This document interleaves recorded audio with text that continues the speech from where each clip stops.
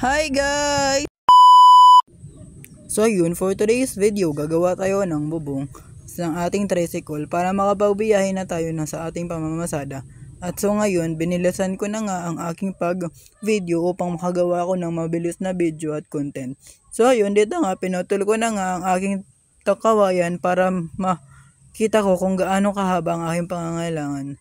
So ayun, sinukat ko na siya dito, sinukat ko na siya dyan sinukat ko na at pinutol ko na rin upang matansya ko kung gaano kahaba nga ba ang aking pangangailangan. At yun, dilinatag ko na ang aking trapal para makita ko kung sakto na ba, at yun na nga, tama na nga yung pagiging aking yung aking sukat. So dito nga, ginawa ko na nga ang pagtusok ng sa aking trapal, binutasan ko siya para matali ko na ng aking panali. So ayun, dito nga, so ayun, patuloy pa rin siya sa ginagawa niyang katangahan dahil nga nagtatali-tali siya ng kanyang tricycle. So ayun, pagkatapos nga dito ng kanyang pananali, ay pinutol niya ang kanyang gunting dahil nga sabid-sabid na siya upang siya ay makagawa ng trapal. Dahil nga sa kanyang kasabiran, dito ay gumawa siya ng isang panali otro.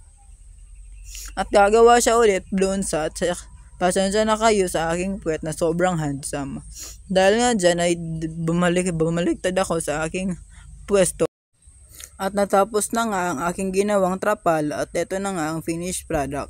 Tingnan nyo naman kung gaano ka-handsome ang humahawak. So ayun, dito nga dinala ko na ang aking trapal upang makabit ko na doon sa aking tricycle. At dito nga nakikita nyo sa sobrang handsome ko. At din no, ay nakikita nyo na naiinis na ako dahil hindi na ako makatawid dahil maraming sasakyan ang dumadaan. Ito nga pala ang itsura ng aking tricycle. Kamukha ko na sobrang handsome. At dito nga, nakikita nyo na kinakabit ko na ang aking trapa sa aking tricycle.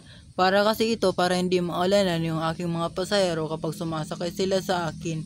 Kasi pag maulan, yung mga pasahero ko basang-basa, ako mukha pala yung fresh. So ayun, ito na nga ang finished product.